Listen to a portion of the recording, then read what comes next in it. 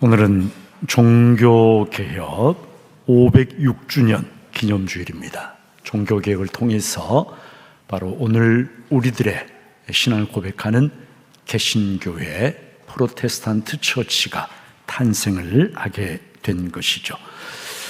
종교개혁 기념주일이 돌아오면 하나님의 말씀, 진리에 대한 그 개혁자들의 확신, 열정, 헌신, 용기, 이런 것들이 새롭게 생각이 납니다.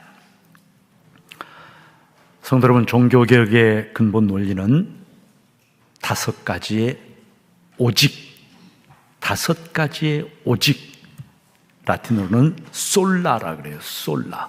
5가지의 오직으로 이루어져 있어요. 오직이라고 하는 이 말은요, 중세 가톨릭 교회가 2가지를 인정을 했는데, 오직이라고 하는 이 말은 개혁자들은 하나를 거부하고 하나만 받아들였다라고 하는 의미입니다. 제가 5가지를 말씀드리는데 순서가 있는 건 아니에요. 제가 편의상 그냥 첫째, 둘째 얘기를 하는 것이지 뭐 중요도의 순서가 있거나 그런 건 결코 아니라고 하는 걸 먼저 말씀드려요. 첫 번째 원리가 오직 성경만이라고 하는 원리입니다. 오직 성경만.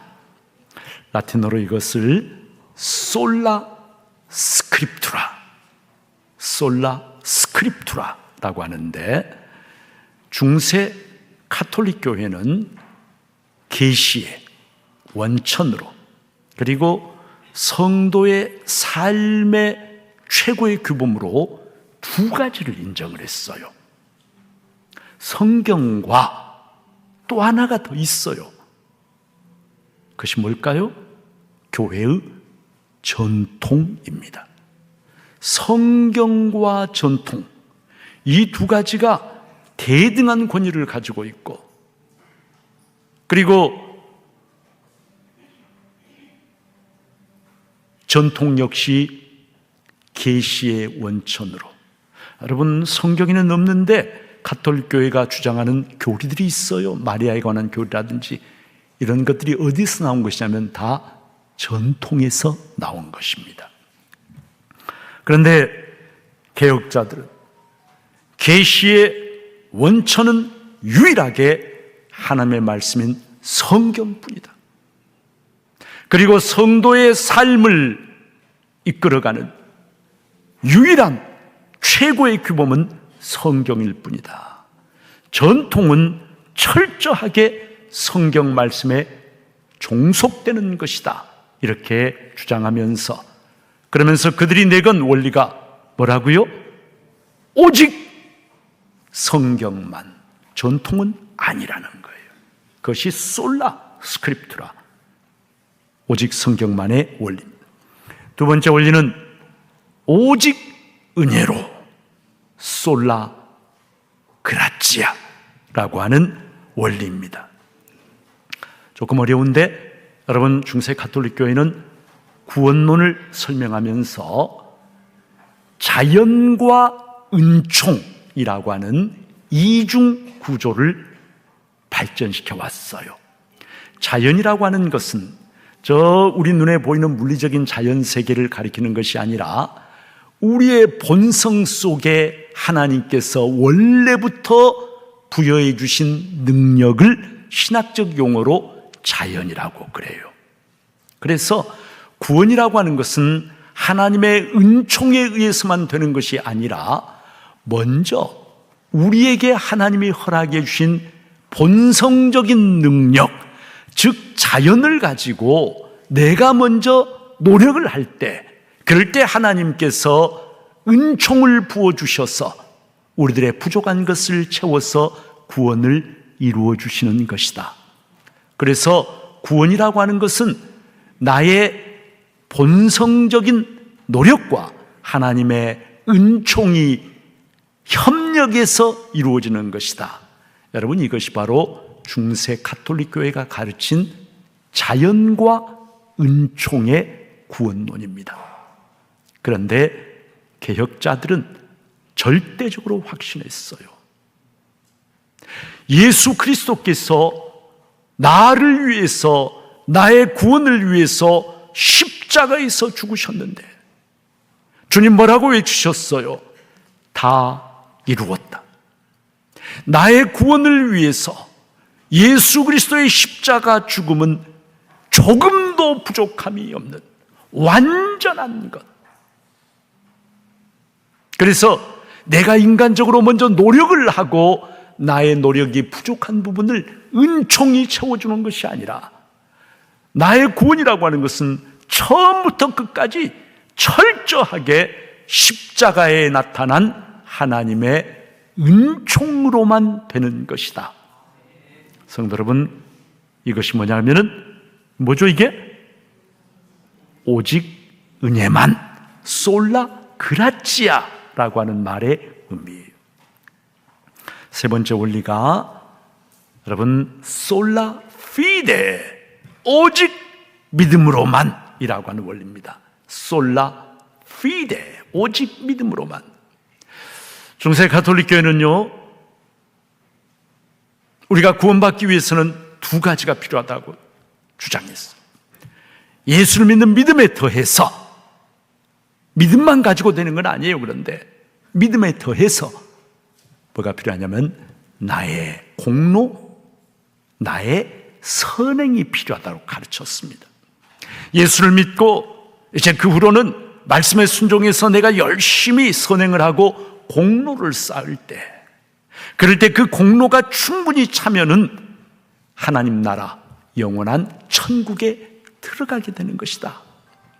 그 공로가 부족하면, 예수를 믿기는 믿는데 공로가 부족하면 천국에 못 들어가요. 그럼 어디 가는가? 지옥 가는가? 지옥을 가지는 않아요. 그럼 어디를 가요? 연옥을 가는 거예요.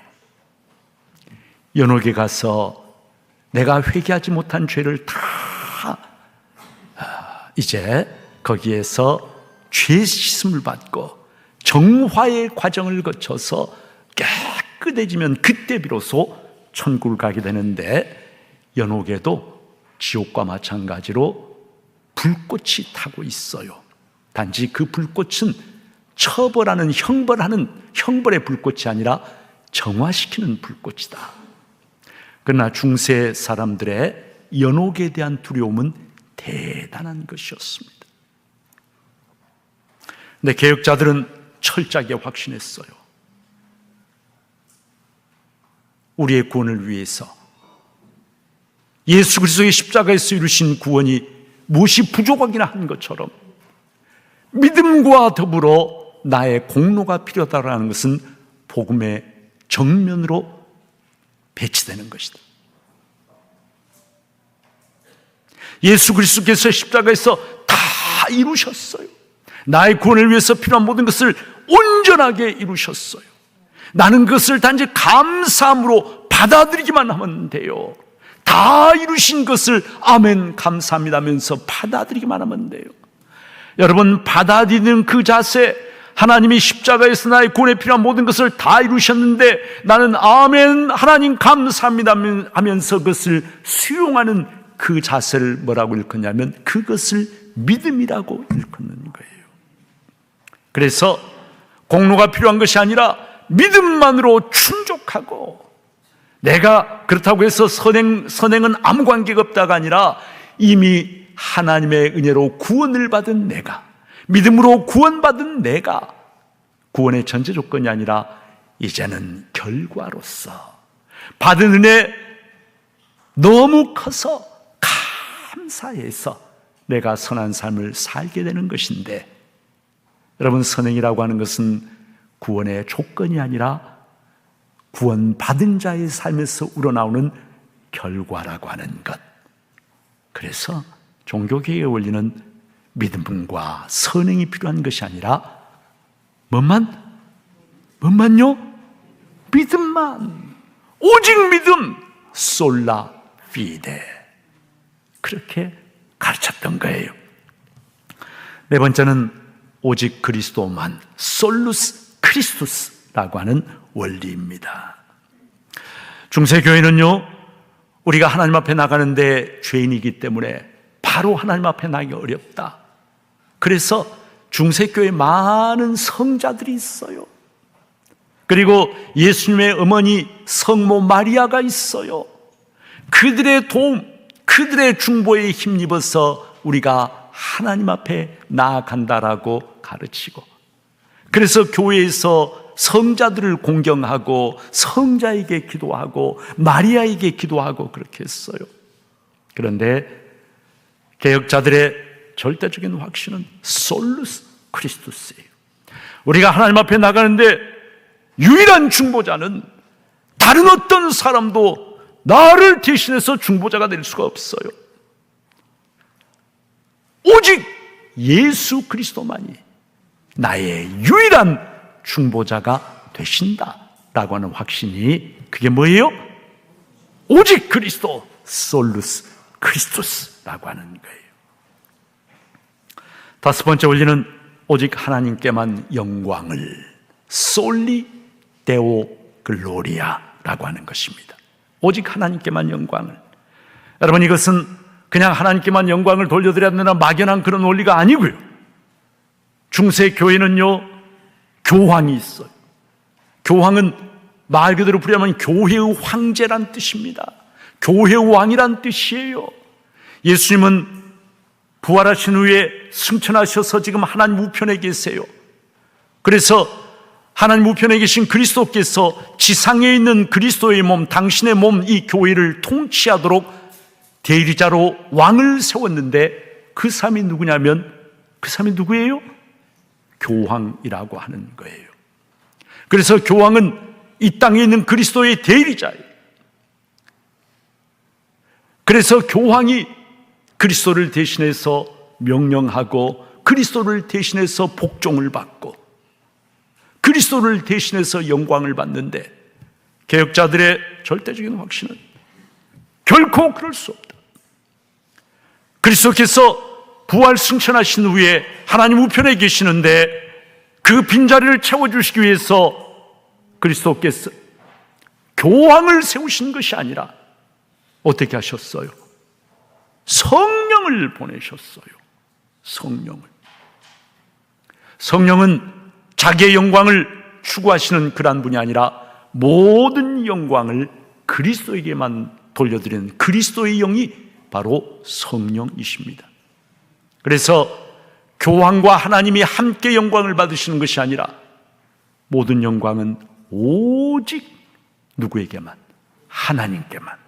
바로 이것이 종교개혁자들의 원리였습니다. 그런데 이 다섯 가지 원리와 함께 종교개혁을 떠받들고는 또 하나의 중요한 원리가 있는데, 그것이 바로 만인사제설이라고 하는 것입니다. 만인사제설은 말 그대로 해석을 하게 되면 예수를 믿고 세례를 받은 모든 사람, 모든 그리스도인, 모든 그리스도인, 그들이 바로 사제, 즉 제사장이라고 하는 원리입니다. 중세교회에서는 오직 사제만이 하나님 앞에 나아갈 수가 있었고, 사제만이 예배를 집례할 수가 있었고, 사제만이 성도들의 죄를 용서해 줄 수가 있었어요. 말씀드린 것처럼 사제는 교황을, 성도들을 대신해서 만나는 그러한 사람들이 사제인데, 그리스도의 대리자였습니다.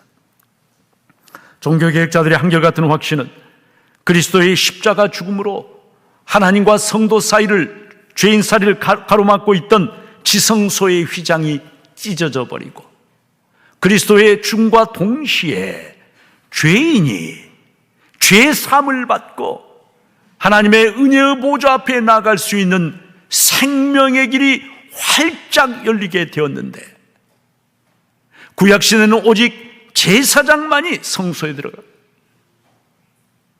그리고 중세시대는 사제만이 하나님 앞에 나아갈 수 있다고 가르쳤지만, 그러나 성경의 이 원리는 예수를 믿고 세례를 받은, 십자가의 보혈로 죄사함을 받은 모든 성도가 누구든지 하나님의 생명의 보좌, 은혜의 보좌 앞에 담대하게 나아갈 수가 있다. 모든 성도가 그래서 다 뭐라는 거예요? 사제. 다시 말하면 제사장이라고 하는 것이 만인 사제설입니다. 여러분, 그래서 우리가 다 그걸 믿잖아요. 목사만 하나님 앞에 나갈 수 있습니까? 아니죠. 우리 성도들도 똑같이 하나님 앞에 바로 나가서 기도할 수 있고 하나님의 임재를 체험하고 은혜를 받고 다 그럴 수가 있어요. 이 만인 사제설의 여러분 성경적인 근거가 바로 오늘 베드로전서 2장 9절 말씀입니다. 모든 믿는 성도가 사제, 즉 제사장이기 때문에 중세교회가 주장했던 특별한 성직으로서의 사제직, 그리고 일반 평신도들과는 구별되는 사제직이라고 하는 이러한 것은 더 이상 존재하지 않아요. 여러분, 개신교에서 목사는 가톨릭의 사제가 절대로 아닙니다. 가톨릭 사제와는 비교할 수 없는, 개신교의 목사는 여러분 우리 모두가 사제이고 모두가 제사장이에요. 단지 전문적인 신학 교육을 받고 하나님 앞에 부름을 받아서 성도들에게 말씀을 가르치고 성도들을 잘 이렇게 이끌어가는 그러한 교회의 지도자가 목사라고 하는 거죠. 오늘 베드로전서 2장 9절 말씀은 그리스도인의 신분에 대해서 참으로 엄청난 말씀을 우리들에게 들려주십니다. 1세기의 그리스도인들, 사회적으로 소외되고 그리고 천한 일에 종사하는 사람들이 많았어요. 많은 사람들이 사람으로서의 긍지와 자부심을 갖기가 어려운 노예들이었어요. 고린도전서 1장 26절에 보니까 형제들아 너희를 부르심을 보라. 육체를 따라 지혜로운 자가 많지 아니하며 능한 자가 많지 아니하며 문벌 좋은 자가 많지 아니하도다 말씀합니다. 인간적으로 세상적 기준으로 보자면 정말 사회의 밑바닥에 있는, 내놓을 것이 아무것도 없는 천한 사람들이라는 것이에요. 근데 여러분, 오늘 베드로전서 2장 9절이 뭐라고 말씀을? 그러나 너희는, 세상적인 관점으로 볼 때는 천하고 보잘것없는 사람들처럼 보이지만 그러나 너희는 예수를 믿고 십자가의 보혈로 죄사함을 받은, 그리고 하나님 앞에 바로 나아갈 수 있는 사람들인 너희는, 여러분 뭐라고 이야기합니까? 택하신 족속이다, 왕같은 제사장들이다, 거룩한 나라다, 하나님의 소유가 된 백성이다. 엄청난 그런 말씀을 하십니다. 성도 여러분, 여기에 택하신 족속이란 말은 원어의 뜻을 그대로 풀이하면 부름받은 사람들이란 뜻이에요. 하나님이 부르신 사람들이다. 성도 여러분, 대통령이 나를 부른다면 얼마나 영광스럽겠어요. 꼭 뭐 지금 대통령 이야기하는 건 아니에요. 여러분, 그런데 대통령이 아니라 나를 누가 불렀어요? 하나님이 부르셨어요. 하나님이. 내가 우연히 어쩌다 보니까 다른 사람이 교회 좀 나와보세요 해서 그래서 교회를 나온 것이 아니라 하나님이 나를 부르셔서 내가 이 자리에 왔고, 하나님이 나를 부르셔서 나로 하여금 이 일을 하게 하셨고, 여러분, 하나님이 나를 부르셨다라고 하는 이 엄청난 사실, 1세기의 그 보잘것없던 사람들, 내놓을 것이 아무것도 없는 사람인데 당신들은 하나님이 부르신 사람들입니다 라고 하는 이 말씀, 여러분 얼마나 엄청난 말씀일까요? 그리고 뭐라고 이야기합니까? 그러나 너희는 왕같은 제사장들이다. 인간적으로는, 사회적으로는 별 볼 일이 없을지 모르지만 너희는 왕같은 제사장들이다. 예수 그리스도께 열어놓으신 하나님의 보좌 앞에 나가는 생명의 길로 바로 나아갈 수 있는, 나와 다른 사람들을 위해서 중보하며 하나님 앞에 나아가는 제사장적인 그러한 사람들인데, 그런데 여러분 그 앞에 어떤 말이 붙어 있어요? 왕같은. 왕같은. 여러분, 사실 생각해 보면 너무 어울리지 않아요? 지금 이 말씀을 듣고 있는 많은 사람들, 사회적으로 굉장히 천한 사람들이에요. 그런데 그 천한 사람들에게 여러분은 왕 같은 제사장들입니다. 지금 성경이 그렇게 말씀을 하는 거예요. 왕 같은. 여러분, 왕과 같이 당당하고 왕과 같이 권세가 있는 그러한 사람들. 여러분, 왕은 다른 사람에게 부탁하지 않아요. 요청하지 않아요. 이거 좀 해주시겠어요? 부탁 하나 드려도 될까요? 왕은 그렇게 말하지 않습니다. 왕은 부탁하거나 요청을 하는 게 아니에요. 왕은 어떻게 하나요? 왕은 명령합니다. 명령합니다. 예수를 믿고 구원받은 성도, 세상적인 관점에 비천하고 보잘것없는 사람처럼 보이지만 여러분은 왕 같은 제사, 왕의 권세를 가지고 있는 제사. 왜 그렇습니까? 나를 위해서 십자가에 죽으시고 부활하신 그분이 하늘과 땅의 모든 권세를 가지신 왕이시고 나는 그분에게 속해 있는 사람이기 때문에, 그렇기 때문에 여러분, 우리를 뭐라고 불러요? 왕 같은 제사장이다. 하나님의 말씀이 없으면 천국이라도 살 수 없지만 하나님의 말씀, 절대 진리인 하나님의 말씀만 내가 가지고 있다면 나는 지옥에 들어가서도 거기서도 살아가고 승리할 자신이 있다. 여러분, 이것이 바로 하나님의 말씀의 권세이고 능력이고, 이것이 바로 진리의 말씀에 대한 믿음을 가진 성도의 자세인 거예요. 제가 전에도 말씀드렸지만 여러분, 종교개혁자 루터의 친구 중에 미코니우스라고 하는 사람이 있었는데 아주 종교개혁에 적극적인 협력자였는데, 이 미코니우스가 병들어서 죽게 됐어요. 그래서 몸을 움직일 힘조차 없는 그러한 상황에서 마지막 기력을 짜내가지고 루터에게, 루터, 내가 먼저 천국 가야겠네, 미안하네, 끝까지 도와주지 못해서 이것이 아마 나의 마지막 편지가 될 걸세, 편지를 보냈어요. 루터가 그 편지를 읽어보고 나서 미코니우스에게 편지를 보냈어요. 뭐라고 보낸지 아세요? 미코니우스, 하나님의 교회를 개혁하기 위해서 당신은 더 살아야 한다. 내가 미코니우스 당신에게 더 살 것을 명령한다 그랬어요. 명령한다. 그리고 당신은 나보다 더 오래 살고 하나님은 절대로 당신이 나보다 먼저 죽었다는 이야기를 내 귀에 들리게 하지 않을 것이다 선포를 했는데, 그 편지를 받고요, 미코니우스가 병상에서 부들부들 떨면서 그 편지를 받고 놀랍게도 회복이 되어서 일어났어요. 일어나고 여러분 어떻게 되는지 아세요? 10년을 루터를 도와서 사역을 했는데 1546년에 루터가 죽었어요. 미코니우스가 언제 죽었는지 아세요? 2달 후에. 2달 후에. 성도 여러분, 이것이 바로 왕 같은 제사장, 선포의 능력이에요. 우리가 이 땅에 살면서 교회만 다니는 사람이 아니라 하나님의 말씀의 권세와 능력을 체험하는 왕 같은 제사장으로 살기를 하나님은 우리 모두에게 기대하고 바라십니다. 바라는 우리 중부의 성도님들, 어떤 사람으로? 왕 같은 제사장으로. 자, 저 따라서 한번 해보세요.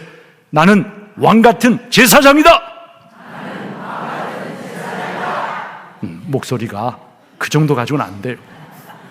더 크게, 이 예배당에 떠나 나는 왕 같은 제사장이다 해보세요. 아멘. 우리 성도님들, 이 땅에서 정말 왕 같은 제사장으로 하나님의 말씀의 권세와 능력을 체험하면서 살아가는 복된 성도들 되시기를 주님의 이름으로 축복합니다.